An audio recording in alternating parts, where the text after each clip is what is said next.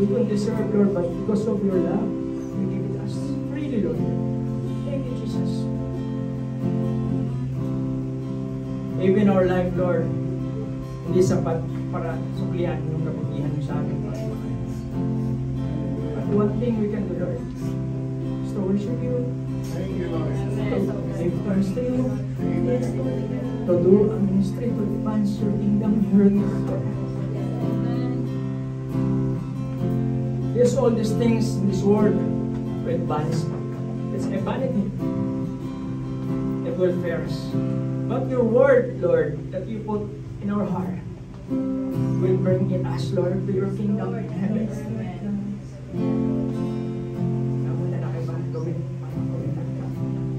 Pain no more, everything is no more. But we'll enjoy with you in heaven, Lord. As you said, Lord, that you prepare us a room for us, Lord. When you are there, you prepare us a room.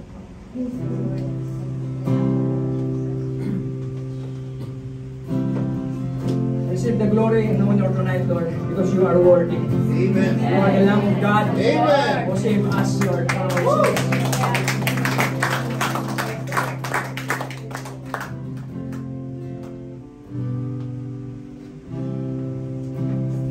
Thank you for the cross, Lord. Thank you for the price you paid, bearing all my sin and shame.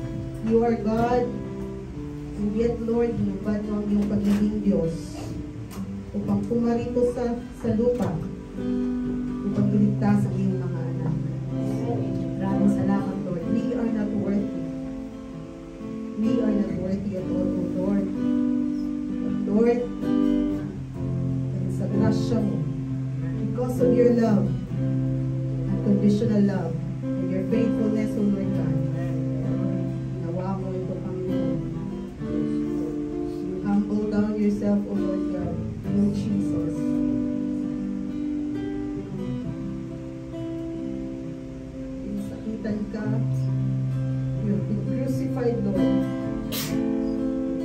you did not remain dead. You raised up again, O Lord, from the dead. And now, you ascended to heaven, and you are now seated at the right hand of the Father, O Lord God, interceding for your people. Lord, who are we? What is man that you are so mindful of us, O Lord God? Amen. Hindi namin lubos mag-isip, Lord, kung anong nagawa namin, O Lord God, to deserve this. But Lord, your love and your grace, Panginoon. Wala kami naiambag sa iyo, Panginoon, on that cross. But our sins, it is our sins that crucified you on that cross, Panginoon. That's why, Lord God, convict our hearts. Remind us of that suffering that you have to undergo because of our sins. Remind us always, Panginoon, that your love and your grace is greater than our sins, Panginoon. And all we have to do is to repent and to accept the Lord Jesus Christ as our Lord and Savior. Lord, maraming salamat tonight, Lord God.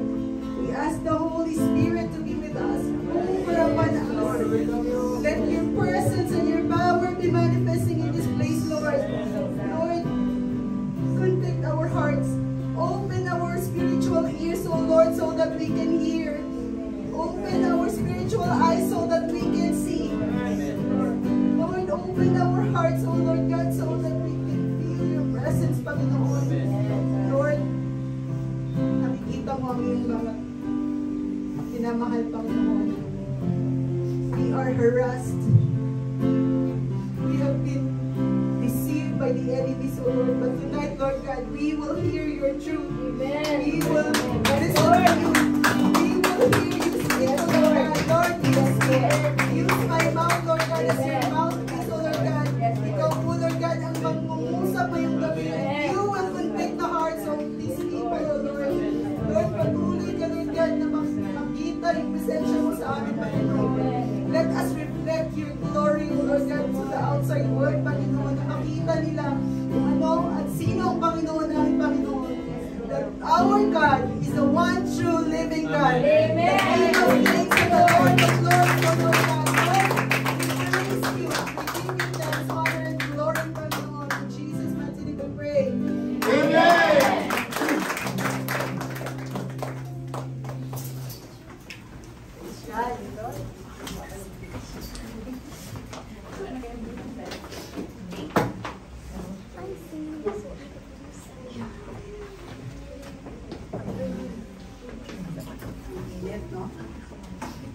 Praise God. Hallelujah. Are we all blessed? Amen. Praise God. Mainit ba? Indeed, because the presence of the Lord is here. Praise God. Thank you, Lord. Maraming salamat for you are with us. So, praise be to God. Nababasa niyo ba yung nasa sa screen? Word. Anong pagkakaintindi niyo sa salitang word? Word. Word. Lord. Praise God. Of course, John 1 says, in the beginning was the Word, and the Word was with God, and the Word was God. Amen. Amen? And jump tayo sa verse 14, and the Word became flesh and dwelt among us. So, sino yun? Jesus. Sino ba ang nagkatawang tao at namuhay with man? Jesus. So, pag tinanong ko kayo ngayon, ano yung word? Jesus. Jesus. Praise be to God. So, naiintindihan, na ano ba natin? Kung may nagtanong sa inyo, paano naging God si Jesus, punta tayo sa John 1. John 1:1 until 4, and then jump tayo ng 14. So, pwede din mas magandang basahin natin lahat yun at may iintindihan natin ang pagiging Diyos ni Jesus. Amen. Of course, the word itself, or the Word Himself is Jesus. Pero according sa 2 Timothy 3:16 to 17, ang sabi doon is, all scripture, which is also the word of God, is breathed out by God. Diba? In the beginning, Genesis 1, in the beginning, there was, ano yun? There was darkness, there was nothing, diba? And then, God spoke out the word, diba? And then, nagkaroon ng kung ano man yung binikas or when Jesus spoke, diba? When God spoke, let there be light, and there was light. So, sabi sa 2 Timothy 3:16 to 17, all scripture or the word of God is breathed out by God and profitable for teaching, for reproof, for correction, and for training in righteousness, that the man of God, pertaining to us, because we are the men of God, kasi the moment we receive or accepted the Lord Jesus Christ, we become His. Nandun na tayo sa kingdom ng Panginoon. We were called righteous people. Not because of our own righteousness, hindi dahil mabuti ka, or hindi ka nagkakasala, but because of the imputed righteousness of Jesus Christ na natanggap natin. Hindi mo yun righteousness yun ni Jesus. So in the eyes of God the Father, ang nakikita niya is Jesus Christ. So lahat ngayon ng mga petitions natin when we come to God, because God the Father sees the Lord Jesus Christ sa atin, para tayong na interceding for us. So that is why we are called righteous and we are God's people. So, ibig sabihin, yung word ng Panginoon, it is used for training daw, for teaching, correcting, and training in righteousness. That the man of God may be, sabi kanina ni Emma, complete, equipped for every good word. So, mga kapatid, hindi lang po tayo sa kingdom ng Panginoon, or yung pagiging, yung salvation natin, does not end there na, save na ako, okay na ako. We are called, and we are being equipped for God's word. So, according to Ephesians 2, verse 10, diba? The good works that God has prepared for us. So, we were saved by His grace, not of our works, so that hindi tayo magyayabang. And after we have been saved, we are called to do the great works or the good works that God had prepared beforehand. Sabi pa, prepare na ni Lord bago ka pa nakatanggap ng salvation. So we are called to do good works. So ngayon, tonight I am just going to encourage everyone. Maybe you will be convicted because of the word of God, but ito ang sinasabi ng word Ito ang sinasabi ng word that it is used to reprove, to correct, to train. Don't take it negatively, mga kapatid, because the word of God, ganun talaga. It's a double-edged sword. It will divide it will pierce through the bone marrow, ang sabi. It will divide your spirit and your soul. So ngayon, if you remember our topic last time, yung parts ng tao, that we are a tripartite being, and that meron tayong soul, meron tayo in a body. We are a spirit with a soul living in a physical body. So that is why, kailangan po natin ito. Ang word ng Panginoon ngayon ang magtuturo sa atin. And we are in this world, di ba? We live in this fallen world. At alam natin kung gaano we are in this fallen world, maraming temptations and all that. But then, ang sabi nga, the Bible is our manual. Ito yung magtuturo sa atin kung ano ang dapat gawin while we are still in this world. Tama? Sino sa inyo dito ang nagbabasa lagi ng Bible? Huwag mahiya. Somehow, pareho naman tayo lahat. Sino ang nakarinig na? O, hindi na lang araw-araw nagbabasa. Nakarinig na ng salita ng Panginoon. Amen. Lahat nakarinig na ba? Sino yung first time makarinig? Praise God. So, lahat tayo nakarinig na. I declare open ears. Yung spiritual ears natin ay maging open because this is what the Lord wants us to do. Hear and do. Amen? Okay. Our topic for this evening is being doers of the word, not just hearers. So sabi niyo, nakarinig na kayo ng mga salita ng Panginoon. Ilan sa inyo ang naka-perfect sa lahat ng narinig niyong salita ng Panginoon? Wala, di ba? Ilan sa inyo ang nagawa na partially ang mga narinig na sinabi na, narinig niyo na mga salita ng Panginoon? Partially. Amen. So somehow, lahat tayo nagawa na natin partially kung ano yung mga narinig na natin. So the more na mas marami kang narinig na salita ng Panginoon, mas marami tayong hindi nasusunod. Tama? But praise be to God dahil sa enabling power ng Holy Spirit. It is the Holy Spirit. Iniwanan tayo ng Panginoong Jesus ng helper. When He ascended to heaven, bago siya nag-ascend, sabi niya, iiwanan ko kayo ng helper. At hindi naman niya sinabi, di ba? Pag helper, ibig sabihin, helper in all circumstances, in all aspects, pwede nating hinga ng tulong ang Holy Spirit. Amen? So, praise God. Let's proceed. So, pag-aaralan natin tonight, actually, ang title na ito is taken from the book of James, the Epistles of James or the letter of James. Sino na nakabasa ng book of James? Amen. Amen. Praise God. So, if we can, actually, pag natapos natin or nabasa natin ang book of James, malalaman natin that this book is a guide for practical Christianity. Sino si James? James is the half-brother of the Lord Jesus. Diba? Ang other brothers niya are Jude or Judas. Pero hindi yun yung si Judas Iscariot, si Jude.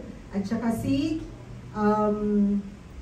sino ba yun? Jose or John. Okay. So, James is a leader sa unang simbahan sa Israel. And he was known for faithful siya.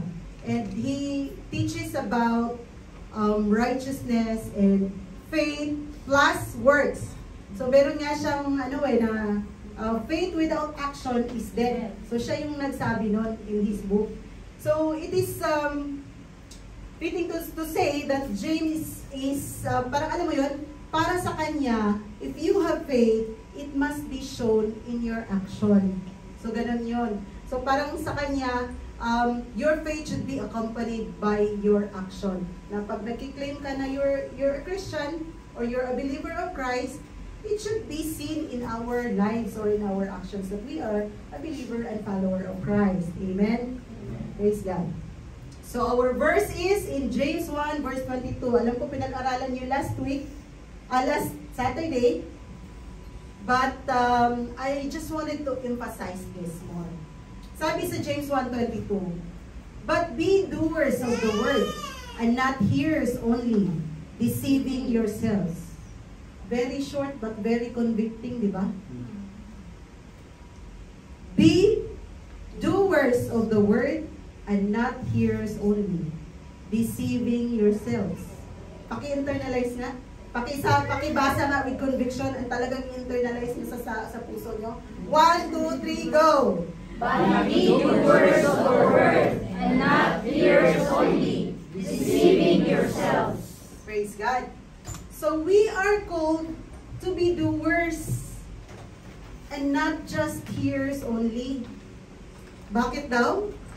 Because if we will just remain doers only, we are deceiving ourselves.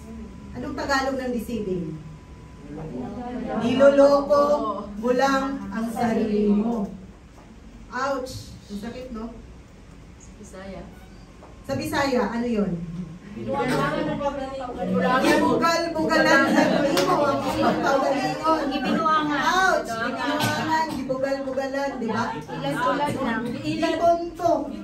Giilad. Ano sa pa? Ano pa? Tagalog, anong pang may idadagdag nyo? Ang Bisaya, ang dami. Deceive lang kayo, social. Don't you know that the devil is the father of lies, or he is the great deceiver? Diba? Sometimes sasabihin natin, ay, na-deceive kasi ako ng kalaban. Na-deceive kasi because we are treating Satan or the devil as our enemy. Diba?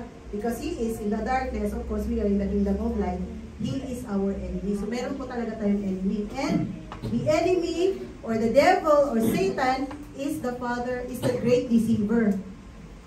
So ngayon sasabihin nyo, na-deceive lang kasi ako kaya nagawa ko yun.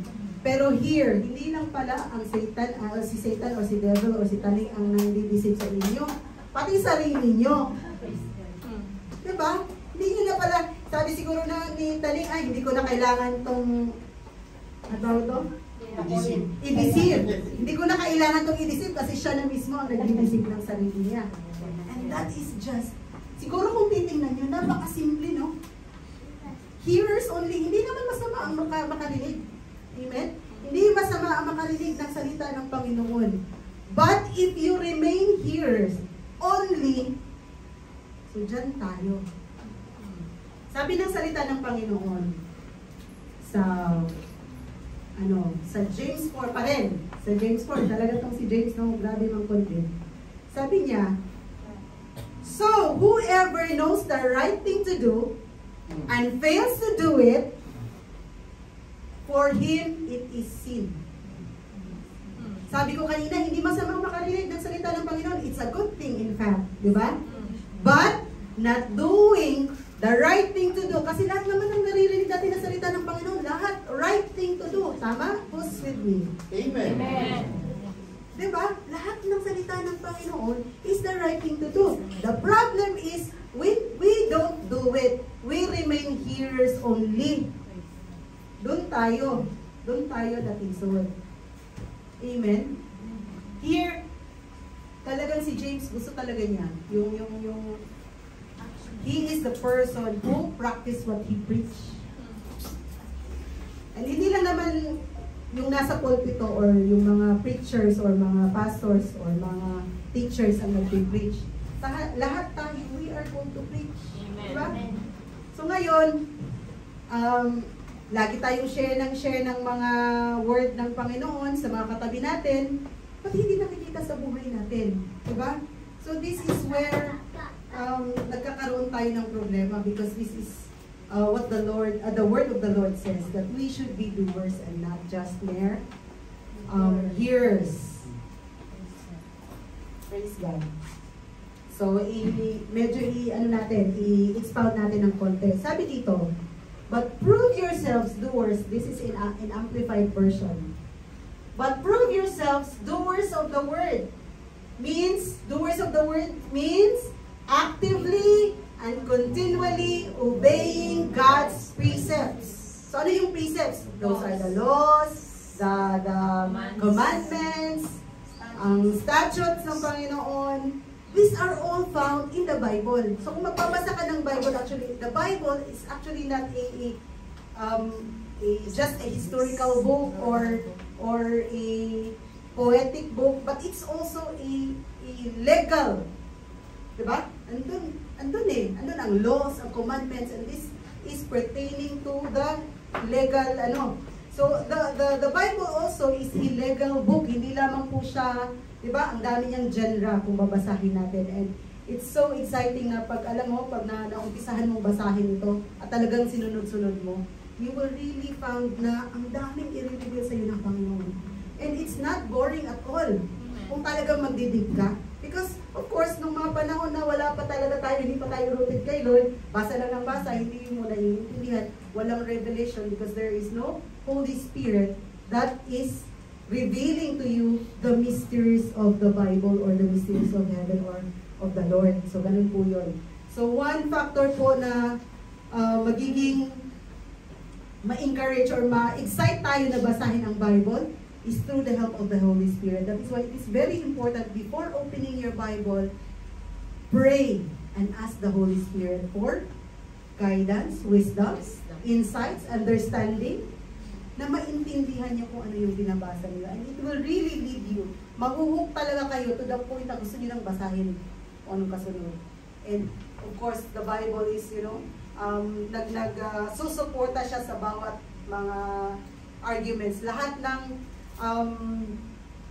ng subject or anything about our life, there is a corresponding Bible verse or scripture that that answers that or pertaining to that. So, have that, I encourage everyone to have a heart na magbasa talaga ng Bible because you will really encounter the Lord. Amen? Amen. So sabi dito, actively and continually obeying God's precepts.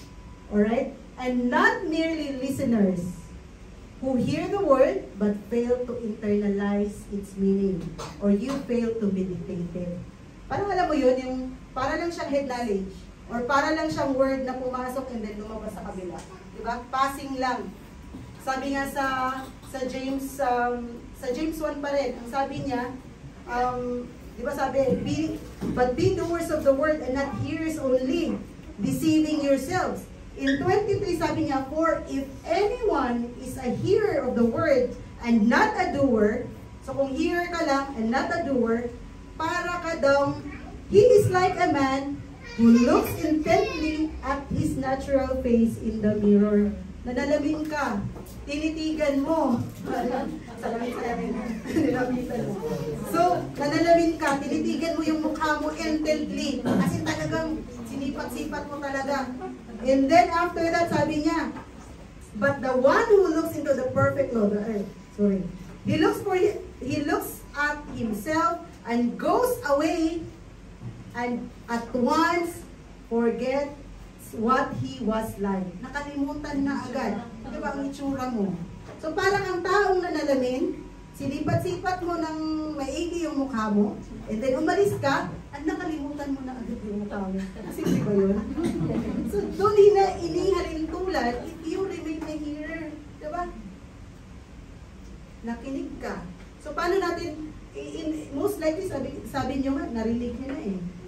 Nakarinig na kayo, maybe mahilig kayong manood ng mga podcast about the Word of God, mga preaching sa YouTube. Di ba? Sa mga reels ngayon, it's rampant. Ang dami na ngayon sa social media. So somehow lahat tayo nakarinig na. Pero, ang tanong, pumasok ba? Or it remained as head knowledge? Sino sa inyo dito ang dami-dami ng memory verse, na memorize na verse ng Bible? Diba? Somehow, one way that we deceive ourselves is we are so arrogant because ang dami kong na-memorize na Bible verse. Alam ko na yan. Ang dami-dami ko na, dadaanan ko na yan. Bawat may tumayo dito sa harap, sa isip mo, alam ko na yan, ayoko na makinig. So that's one way of deceiving ourselves. Diba? You hear, pero wala kang pakialam. Alam mo, or na-memorize mo, pero hindi, walang rema. Walang revelation sa atin, or walang conviction sa atin. Or, it could be na may conviction, but you never acted out. You never act out on that conviction. Wala kang ginawa. That is also deceiving ourselves. Ganon din. Sino sa atin ang ganon? Ako ganon. Di ba? So, there are so many ways that we deceive ourselves by just being a hearer. At totoo naman po talaga that if we don't meditate it, if we don't ask the Lord or the Holy Spirit to help us understand or reveal to us anong sinasabi sa atin, wala lang talaga, it will just remain as alphabetical words or head knowledge na walang kabuluhan, di ba? So, sabi dito, the hearers or the listeners are the one who hear the word but fail to internalize its meaning. Deluding yourselves or deceiving yourselves by and sound reasoning contrary to the truth. Nakita mo na yung truth eh. Nabasa mo na, narinig mo na. Pero may sarili kang, reasoning. Ang sabi dyan, unsound reasoning. Anything, di ba sabi, if I remember it right, sabi ng Bible, I think sa 1 Corinthians sabi niya, any reasoning that supersedes ba sa word ng Panginoon, that should fall down. I think we use that in our verse, tawag ito, deliverance. Diba? Unsound reasoning. Doon tayo doon tayo napapahama because of our unsound reasoning. Ano ba yung mga reasoning natin? Contrary to the truth. Nakita mo na, sabi ng Lord na, I am the way, the truth, and the life. At tapos sasabihin niyo pa, marami namang way sa papunta ng langit eh. Diba? The truth is the Word of God in the Bible. So whatever, ang source dapat ng ating faith and our belief should be solely the Bible. Nandiyan sa statement of faith natin. That the Bible is the ultimate source of our faith and our beliefs. Wala nang iba pa. So anything that the Word is telling you or even yourself, kasi meron talaga yan eh. That's the work of the devil. To inject doubt sa mga utak natin. But that is not the truth. Paano nangyari yun na si Jesus lang ang way? Diba? There are a lot of ways, sabi ng ibang religion. But the truth remains in the Bible that Jesus is the only way. That Jesus is the way, the truth, and the life, and no one comes to the Father except through Jesus. Amen. Praise God.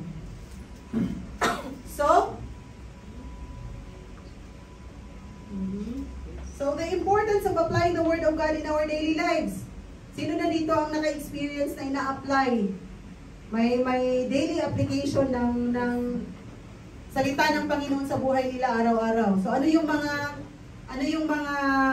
magagandang bagay that we apply the Word of God in our lives? The Word of God is the bread of life. Sabi, di ba, sa John. The Word of God is, sabi nga, the bread of life. Man shall not live, sa Matthew naman yan, man shall not live by bread alone, but by every word that comes from the mouth of God. So, hindi lamang po tayo nabubuhay sa tinapay lamang, but from the Word of God na lumalabas sa kanyang bibig. The Word of God is the living water. According to John, kung sino man ang makainom ng tubig na ino-offer ko ay hindi na mauuhaw. Sabi pa ng Samaritan woman, saan yan makukuha, Lord? Bigyan mo ako para hindi na ako mag-igib pa. Di ba?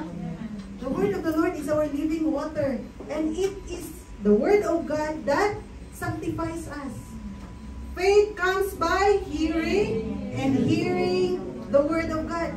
The more that we hear the Word of God, the more tayong masasanctify. Paano yung sanctification na yan, sis? Paano mo nasabi na ang Word ng Lord ang nagsasanctify sa atin? Of course, the more you hear the Word of God, may conviction sa atin. Now, the Word of God is our mirror. If you are doing something, and nakita mo, isinalamin mo sa salita ng Panginoon, sabi pa, in the light of the Scripture, whatever we do, we should examine it, or use a magnifying lens in the light of the Scripture. So ngayon, may ginawa kang hindi maganda or kasalanan. Nabasa mo ngayon to. Ay, ang sabi pala ng salita ng Panginoon dito ay ganito, ganyan. Mali yan. That you are sinning because of that. And because you wanted to be right with God, ayaw mo na itong gawin ngayon. And that is how the sanctification process, nating mga believers, that is how it goes. The more tayo nakarinig ng salita ng Panginoon, the more tayo nakukundi. Because the Word of God is alive and active. Kahit saan, anong edad natin, nasa ang lupalop tayo ng mundo, if we read the Word of God, it will still be applicable to us. And the same word is used sa ilang generation ang dumaan. Bakit applicable pa rin sa kanila? Applicable sa kanila that it is still true sa atin until now. That is the power of the Word of God. Diba? Praise be to God. Kaya huwag tayong mag-doubt sa salita ng Panginoon. The Word of God is our armor. It is the only offensive armor that God, in the armor of God. Diba? Binigyan tayo ng breastplate of righteousness, helmet of salvation, shield of faith, binigyan tayo ng sandals of peace, belt of truth, and the only offensive armor is the sword of God or the Word of God. Sabi ko kanina, bakit sword? The Word of the Lord is a double-edged sword. Double-edged siya. Pag tinira sa'yo, talagang it pierces to the heart talaga yan. Talagang may conviction pag Word ng Lord. If you will just listen to the conviction, gaganda ang buhay mo. Gaganda ang buhay natin. Kasi ang Word ng Panginoon, it will never lead us to destruction or ang tawag nito, yung kapahamakan. Kapahamakan. It will never lead us to kapahamakan. Yan ang word ng Panginoon, and that is how kailangan nating dig more on sa word ng Panginoon dahil ito'y nakakabuti sa atin. Amen? And the word of the Lord is the light and lamp. Pag sinabing light and lamp, light unto my feet and a lamp unto my path. That means direction, guidance. The word of the Lord gives us light. Sino sa inyo na naglalakad sa madilim na hindi nabunggo, straight? Di ba wala? If we are walking in darkness, matik yan. It's either matitisod ka, mabubunggo ka, or hindi, mawawala ka. Hindi mo alam kung saan ka pupunta. But the word of the Lord, or pag nasa liwanag ka, since the word of the Lord is our light, di ba pag maliwanag, klaro ang ating paglakad. Alam natin kung anong, what lies ahead. Anong hindrances. Ngayon, pag nakita mo yung hindrances because of the light, syempre, you can avoid it. So that is how the word of the Lord guides us. Kasi sinabi ng word ng Lord na ito ay makakasama sa'yo, then you avoid it. Ang kaso, kasi nga, we really wanted to deceive ourselves, ayaw nating pakinggan or ayaw nating sundin ang salita ng Panginoon. Amen? Are we convicted or are we, huwag tayong makondemn? Because lahat naman tayo ay ganyan. Wala pong exempted. Lahat tayo ay dumaan sa ganyan. At praise be to God because tonight is talagang, sabi ko tapos na itong na-preach ni Pastor, but I was really convicted to release this. And even, sabi ko nga, gusto ko lang mag-encourage kasi somehow, ang gusto lang natin, sometimes ang gusto lang natin pakinggan is yung gusto lang natin marinig, amen? Kahit paanong sa atin, that is why I was really praying before starting na, Lord, ikaw po ang mag-convict, Holy Spirit, convict the hearts in a way na yung may magandang result ba. So, I pray, and I know the Lord will not fail sa bawat isa sa atin. You just have to submit, amen? So ngayon, ang tanong, what is hearing versus doing?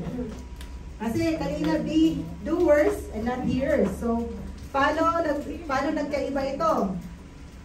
So, how merely listening can lead to self-deception? According to James 1:22, it warns us against the self-deception that comes from hearing God's word without applying it. So sabi ko kanina, walang masamang makarinig because it's a good thing to hear the word of God. But without applying it, sabi kasi, di ba, we are taught that the true discipleship requires not only listening, but also acting on what we learn. Disciples of the Lord Jesus Christ, say amen. Amen. Praise God.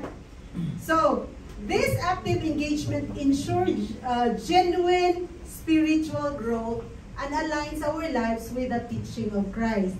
Nagtataka tayo, ilang beses naman ako umattend. Halos siguro magto 2 years na, pero wala pa ring growth, wala pa ring spiritual growth. Tataka ba kayo? Because there is no active engagement. Narinig nyo lang, lagi kayong nakakarinig, excited kayong pumunta. Sige, pumunta kayo. Pero there is no action done. Pumunta lang, pagkatapos umuwi, nakalimutan na, natulog, kumain. Balik na naman, cycle ng life. Yung monotonous na cycle ng buhay natin. Diba? Routinary lang yung buhay natin. Nabasa lang, umaten, nakarinig. Pero walang active engagement. That is why walang genuine spiritual growth. Sis, paano ko malalaman na genuine yung spiritual growth ko? Isa lang naman yun. Sabi nga ni Ate Christy kanina, di ba? Grabe yung hindrances niyang pumunta ng worship. Grabe yung ginawa ng kalaban. Kilala niyo ba kung sino yung kalaban natin? Di ba? Grabe yung hindrances na ginawa ng kalaban. But still she pursued. Kahit ano pa yung hirap or ano pa yung mga hindrances o yung mga pagpipigil sa kanya, to the point na she was suffering. Sabi niya, halos gumapang na siya. But still she continued. na. Sakripisyo ka nang ibinibigay kasi gusto mong mag-please ang Panginoon. Kasi gusto mong mag-grow. And again, growth requires action. We will never grow, mga kapatid, unless we will take action sa faith natin. Pwede namang sabihin, I have faith in the Lord, naniniwala ako sa Panginoong Jesus. Pero pa ang tanong, sabi nga natin, pag nagkahulihan ba ng mga Kristiyano, ay mahuhuli ba tayo? Mahuhuli kaya tayo? Siyempre, hindi. Di ba? Hindi ako mapapahuli. Praise be to God. So it requires active engagement and action sa mga narinig natin. Narinig mo. Sabi ng Bible, sabi ngayon, umatin ka ng isang umatin ka sa service, tapos ang preaching is about, do not worry. Diba? Nasa Matthew ang preaching, sabi ng word ng Panginoon, do not worry. Sino ba sa inyo ang nag-worry na nadagdagan ng minuto o segundo ang mga buhay niyo? Diba wala? Yun yung mga ibon na lumilipad lang, hindi nagtatrabaho, pinapakain ng Panginoon. Yun yung mga bulaklak na walang ginagawa pero binibihisan ng Panginoon. Mas maganda ba kay Solomon? Diba? And yet, narinig mo, very encouraged ka nung nandito ka nakikinig. Pag uwi ng bahay, pangyayari kaya yun? Magkakatrabaho kaya ako? Tatanggapin kaya ako doon sa ganito? Magpuprovide kaya si Lord? Doubt ka na naman, nag-worry ka na naman. Ayun, imbis na hindi nadadagdagan ang segundo ang ating pag-worry, ang ating buhay, di ba? But rather, mas lalo ka pang nagkakasakit kasi ayun na, tumaas na ang presyon ng dugo, hindi na makatulog, naging anemic ka, na-stressed out na insomnia ka na, because you are not trusting the Lord. The word of the Lord says, trust me. Do not be afraid, sabi. Pero, eto ka. Super warrior. Kaya, if you have truly, kung nag-grow ka talaga spiritually, genuinely, from warrior, magiging worshiper ka. Amen. Amen. From your battles, magiging, from your testings, magiging testimony mo yan. Amen. So, ganun po yun. Amen. So, what are the scriptural examples that we have about this? In Matthew 7, verse 24 to 27, sabi dito, you remember the foolish and the wise builder? Sabi dito, everyone then who hears these words of mine and does them will be like a wise man who built his house on the rock. And the rain fell, and the floods came, and the winds blew and beat on that house, but it did not fall, because it had been founded on the rock. So, yun daw yung mga nakikinig sa salita ng Panginoon. And, hindi lang nakinig. Partner yan, hearing and doing. So, he was likened to a wise builder. Tama ba yung sabi ko? Okay.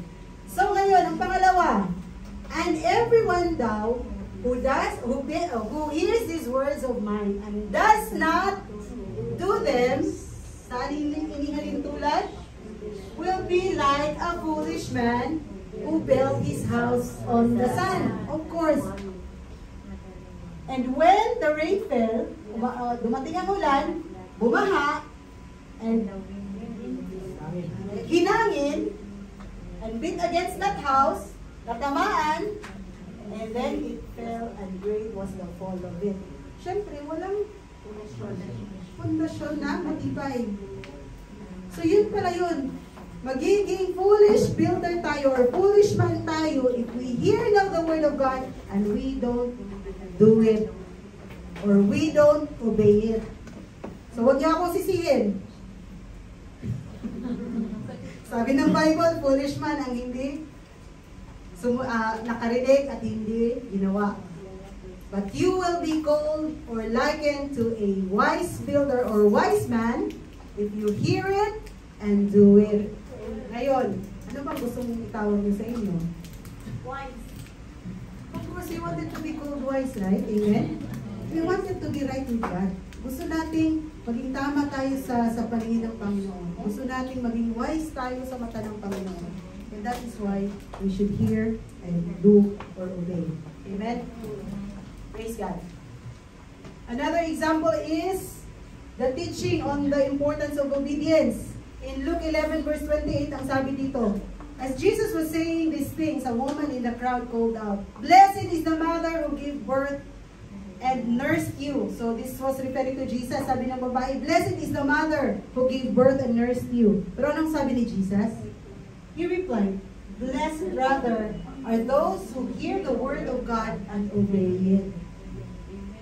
So it's not actually about Mother Mary being the mother of Jesus na naging blessed siya.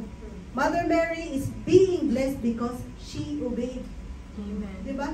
She obeyed according to her faith. Kasi pwede naman siya humindi. Diba? At that time, very strict yung laws nila na if you are unmarried woman, hindi ka pwedeng magkaanak out of wedlock. Diba? So, but still, Mary had obeyed the command of the Lord, and she is called blessed. Amen. So what are the characteristics of the doers of the word? So merong mga characteristics or paano natin malalaman na ako doer na ako ng word? Let's see. So of course, you have an active faith. So when we say active faith, hindi po siya dormant, hindi po siya inactive. Tama? That means in action. So, faith in action as demonstrated by Abraham. Sino nakakilala kay Abraham? Amen. Amen. Abraham was asked to offer his only son Isaac, right? I-offer. So, according to James 2 verse 21 to 22, was not Abraham our father justified by works when he offered up his son Isaac on the altar? You see that his faith was active. So remember, active along with his works. So si Abraham may faith sa Panginoon. Plus, supported by his action. If Abraham was just, parang faith lang meron siya, pero it should be that when you have a genuine faith, talagang may action talaga yan. Hindi po pwede. Matin po talaga kasama ang action natin. Kasi kung hindi totoo ang faith ni Abraham, pwede niya sabihin, bakit ko ibibigay kay isa-isang anak ko? Sino naman dito sa ating matinong parents na ibibigay ang anak natin, di ba? But Abraham acted out his faith and it was considered for him as his righteousness. His faith was completed by his works. So kailangan po mga kapatid, if we are professing faith o sinasabi natin na may faith ako sa Panginoon, oh, may faith talaga ako, naniniwala naman ako. Pero walang action, then it's still, wala pong bearing. It is not a genuine or active faith na tinatawag. Amen? So, sabi dito, ay, dito pala yata mag-apos. The role of words in validating our faith. So, ano daw ang connection ng ating mga gawa or ating mga good words sa ating to validate our faith. So, paano mo masasabi ngayon na totoo yung faith mo? Sabi sa James 2:17, what good is it, my brother, if someone says, if someone says he has faith but does not have works, can that faith save him? Diba? Sabi natin, akala ko basis ang salvation natin is through faith lang, walang works. Pero bakit dito sinasabi na may works? So, ibig sabihin, if you are professing na may faith ka sa Panginoon, pero hindi wholeheartedly, hindi galing sa puso, sa bibig lang, superficial, basta lang nakapag-confess kasi nahiya sa kaibigan na nagpatanggap, diba? Or nag-pray, sinabi na lang, basta lang matapos lang itong oras na ito kasi nahihiya akong tumayo dito sa harap.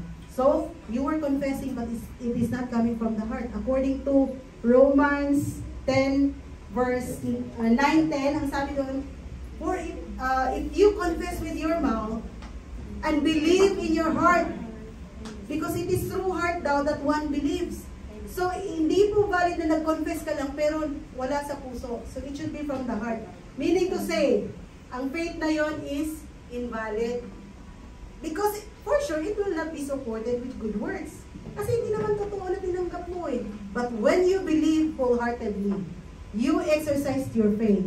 Of course, automatic, kasama po ang good works or ang ating action. Amen? If a brother or a sister is poorly clothed and lacking in daily food, And one of you says to them, go in peace. So pinalis mo lang, be warmed and filled, without giving them the thing needed for the body. What good is that? So also faith by itself, if it does not have works, is dead. Ibig sabihin, faith without works or action is dead po. Kaya, doon natin malalaman, that's the test of our faith. If it's really a genuine or an active faith, automatic po may conviction tayo to do the right thing and the good works. Amen? So, transformative obedience. Transformation through obedience. According to Romans 12 verse 2, sabi pa, do not be conformed to the pattern of this world, but be transformed by the renewal of your minds, that by testing you may discern what is the will of God, what is good and acceptable and perfect. So, transformative obedience. We will only be transformed if we renew our minds. If we renew our minds according sa, hindi na sa gusto natin, not our will, but by the will of God. Kasi it is through the renewal of our mind that we will be able to discern or malalaman natin, ano bang kagustuhan ng Panginoon sa buhay ko? Hindi na yung gusto mo na lang. Kasi itong gagawin ko kasi ito yung gusto ko. This is my heart's desire. Uso pa naman sa atin yung sabihin natin na follow your heart. Do what makes you happy. This is what the world tells us. But the word of the Lord tells us, renew your mind, my friend. You have to do what is the will of God, because the will of God is the best for you. Bilang Ama natin sa langit, ayaw niya talaga tayo mapahamak. Ang gusto niya is the best for us. And being an all-knowing God, alam niya kung ano ang mas nakakabuti sa atin. Tayo, limited tayo eh. Gusto natin ngayon, pero tomorrow it's for our kapahamakan. Amen? Huwag lang po puro sunod sa ating heart. Because sabi ng Bible, the heart is the most deceitful of all. Guard your hearts because it is the most deceitful of all. Guard your hearts because this is where the issues of life springs. Doon daw nagsisimula ang mga problema natin sa mga gusto natin sa yung mga dinidesire natin.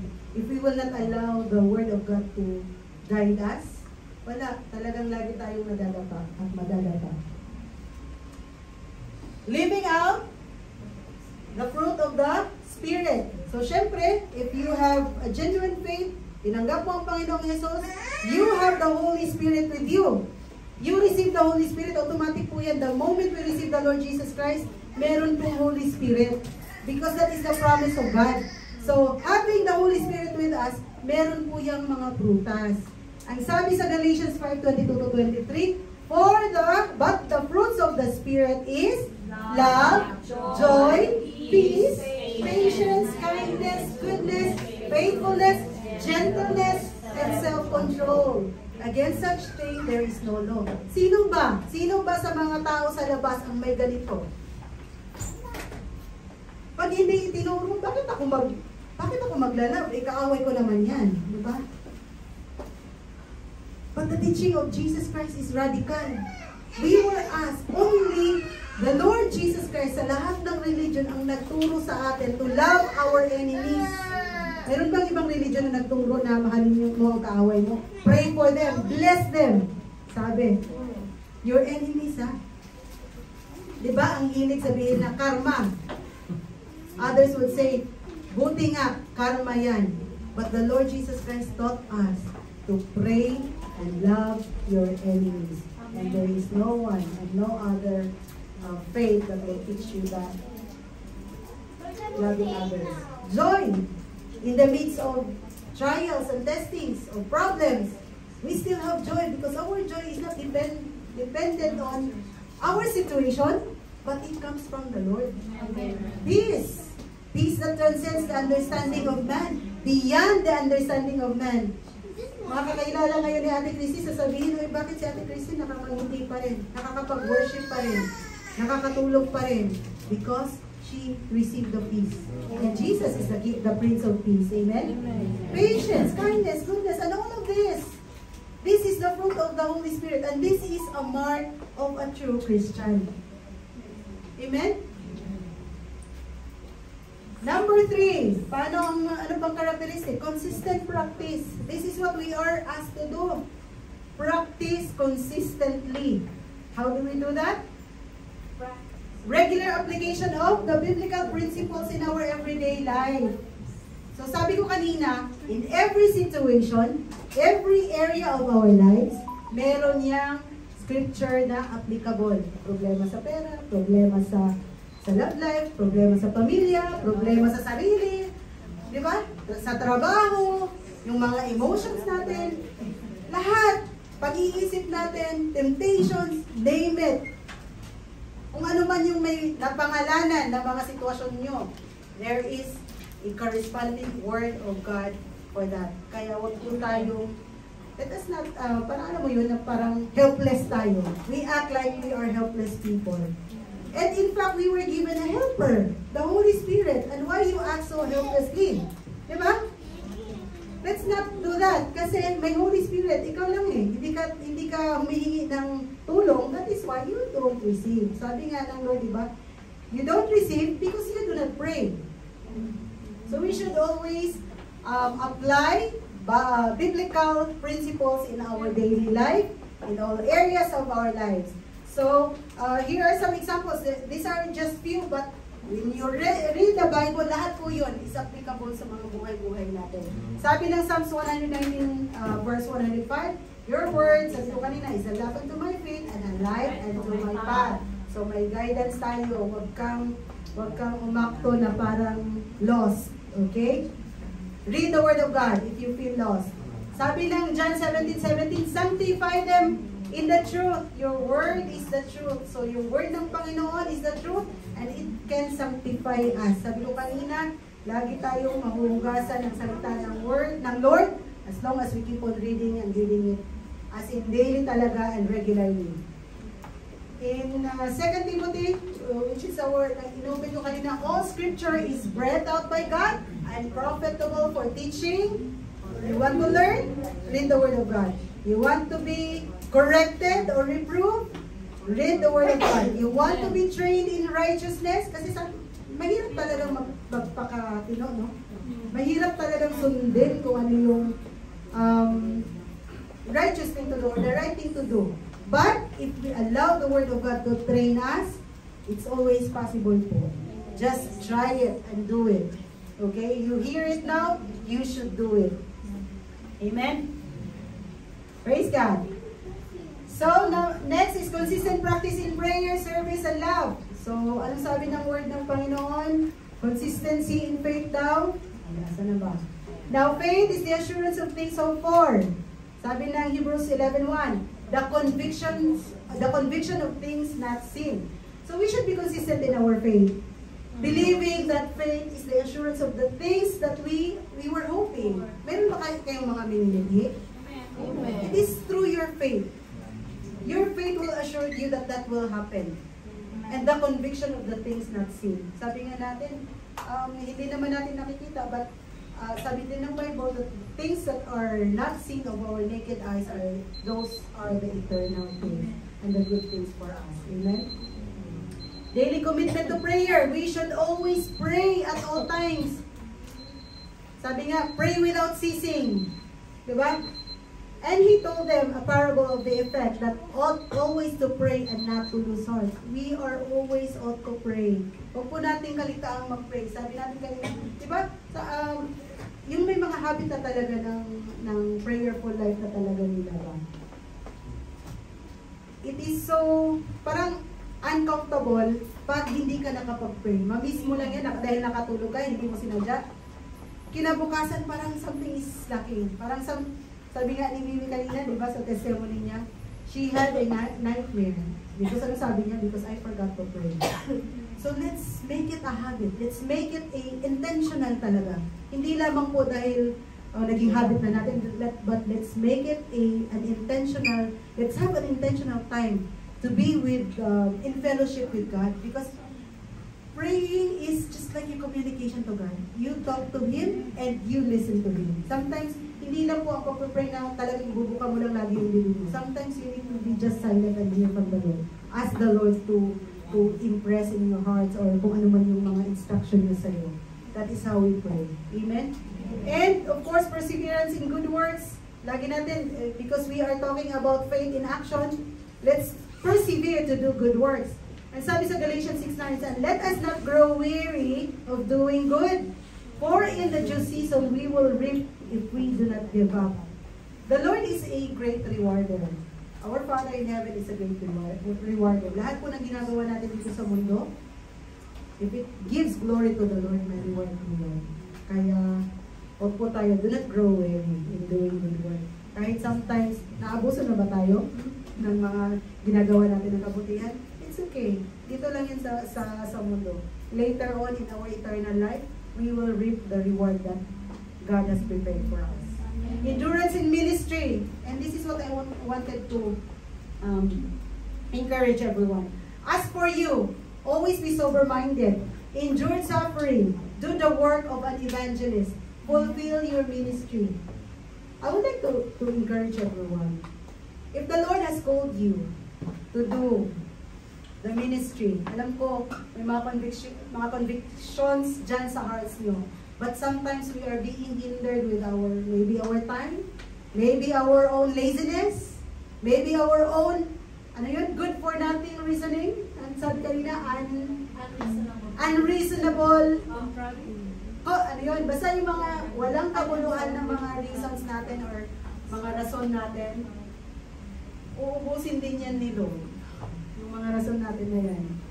Uubusin din yan ni Lord. Kasi, sabi nga natin, when we keep on hearing the word of the Lord, alam ko may conviction niya sa bawat isa sa atin. All you have to do is to say yes to the Lord and ask the Lord or the Holy Spirit to help you obey. Lord, alam ko you are talking to me about joining this ministry. May mga ministries tayo dito. And the Lord is, may conviction sa inyo. May, alam mo yun, when we say conviction, alam mo yung parang puputok yung heart mo. Yung pakiramdam na gano'n, na parang gusto mo talaga, parang sasabog yung puso mo because of that conviction. It is the Holy Spirit. Take heed, pakinggan nyo. And you have to talk to the Lord. Lord, tama ba itong naririnig ko? Do you want me to commit on this ministry? Dito mo ba ako tinawag, Lord? Then equip me. And surely the Lord will honor your prayer. Ganun po ang Panginoon. Amen? Of course, discipline in spiritual growth. Do you not know that in a race, all the runners run, but only one receives the prize? So run that you may obtain it. Every athlete exercises self-control in all things. So we, di ba, naalala ninyo, we are being likened to an athlete. We need self-discipline. Kasi, while waiting for the Lord Jesus Christ, para tayong mga athlete that we are running the race. We are running the race. They do it. Those people or athletes here on earth or here in the world, they do it to receive a perishable crown or wreath. But we do it to receive the imperishable crown. And again, sabi ko nga, eternal is so long. Ang buhay natin dito panandalian lang para mag-endure tayo. Yung mga sufferings na sinasabi nyo, na sabi nyo hindi nyo kaya, yung sufferings na dahil lang sa cost ng mga emotions natin, you have to bear in mind na ang kapalit nun is our eternal, imperishable crown. Amen? So let's be encouraged with this. This is not to condemn us, but this is to encourage all of us. Kasi sayang naman, here tayo ng here, punta tayo ng punta, nakikinig tayo ng nakikinig, ilang oras ang ini-spend natin, and yet we are not doing anything. Amen? Praise God. So, ang dami pa. But this is my encouragement to all of you. This is an opportunity for us to start being doers of the word. Our obedience counts. Obedience counts. Let this be an encouragement to everyone to start committing to God and to the good works that He has prepared for us to do. Let us all stand.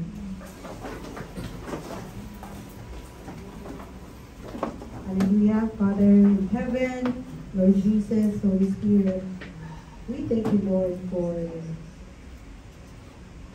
the encouragement that we receive tonight, the conviction in our hearts, O Lord God. Lord, speak to each one of us, Panginoon. When they come to you, O Lord, and reveal their hearts to you, Lord, be merciful and be gracious to us, O Lord God. Lord, kung may mga instructions ka man para sa isa't isa, sa bawat isa sa aming Panginoon, Lord, allow us to deal it with you.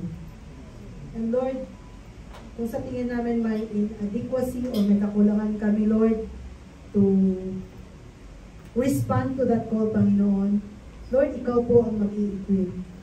And you never fail, Panginoon, because you are faithful. Lord, as we live this life here on earth, Panginoon, we pray na hindi masayang ang mga oras na buhay kami, Panginoon. Because, Lord, in exchange, our eternity, Lord God, will be full of joy. It's beyond our imagination, Panginoon, kung ano yung hinanda mo sa amin in the eternity, Panginoon. Lord, let that be a motivation to us, Lord God, na magpagal kami dito sa lupa, na gawin kung ano man yung will mo sa amin at plano mo sa mga buhay sa namin, Panginoon. And Lord, salamat, Lord, sa potentials that you have put in our hearts. Sa amin, Panginoon, we know, Lord God, na bawat isa sa amin, bawat obedience namin, Lord God, it counts, Panginoon, sa iyong kingdom. At walang sayang, Panginoon, sa iyong kingdom, Panginoon. Lord, allow us, Lord God, to be partakers in your kingdom, to be builders and workers and servant leaders in your kingdom, Panginoon. So that, Lord, one day, kung in the future, Lord God, na we will be facing you, Panginoon. Lord, we will receive a topic sa aming balikat, Panginoon, of telling us that we have done well in our lives here on earth, Lord God. Lord, maraming salamat. Dapat ka pong papurihan at sambahin, Panginoon. In Jesus' mighty name we pray. Amen. Praise God. I would like to invite everyone, those who wanted to commit themselves to the Lord. Yung gustong yung kinakausap ng Panginoon para i-dedicate yung life niya sa Kanya. I would like to pray for you. I would like to let us use this opportunity na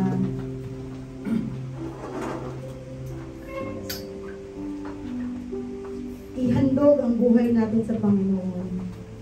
Because even the Lord Jesus Himself, hindi siya nagdalawang isip nung nagpapako siya sa cross for our sins, para sa pagmamahal niya sa atin. Hindi siya nagdalawang isip. Nagpapako siya, in-endure niya yung suffering, kung paano siya kinastigo, paano siya nasaktan, and even to the point na hindi mo na siya makilala dahil sa daming sugat at yung bubog niya sa katawan. And yet, He endured that for you. Right now, if the Lord is talking to you, hindi lamang po ito sa mga bago, but for all of us. I know the Lord is speaking to you because hindi ko alam kung bakit, but there is really a conviction to release this. If you wanted to really dedicate your lives, if you wanted to commit, if there is something that the Lord is talking to your hearts right now, you may follow me. But first, alam ko na we all know that we are all sinners, right? I want you to talk to the Lord. Ask forgiveness sa lahat ng mga kasalanan natin. And truly repent sa kung ano man yun. And we really have to dedicate. Kung sabi niyo si Lord wholeheartedly, kasi sabi dito sa ano natin na, if you confess with your mouth that the Lord Jesus and believe in your heart, so it is our heart, through our heart. Because sabi dito, if you believe in your heart that God has raised Him from the dead, you will be saved. For with the heart one believes unto righteousness, and with the mouth confession is made unto salvation. It is through our belief or our faith in our heart and through confession of our mouth that we receive our salvation. Now confess your sin to God. It's between you and the Lord because wala naman na, we don't need any priest or intercessor for us because the veil has been torn. Pwede na po tayong lumapit boldly sa throne ng grace and mercy ng Panginoong Jesus. So let us pray and confess our sins to God, and you can follow me in the prayer after that. After you confess your sin.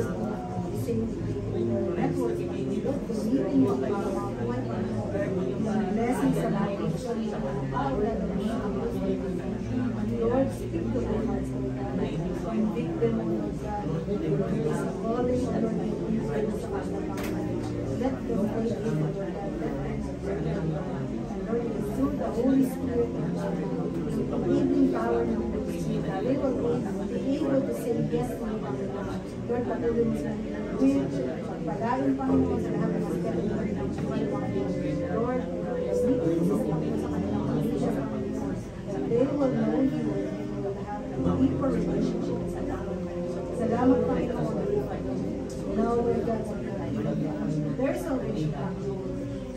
Lord, yung fellowship ko sa Panginoon is magiging madalis pa, Panginoon. Makikilala nila, they will declare your love, your goodness, Lord God, and faithfulness sa mga tao sa mga Lord, salain mo God, open the guidance of the Lord, pour out your blessings upon them, and the entire bloodlines of the Lord. Maraming salamat, Lord. This is our prayer. In the mighty name of Jesus.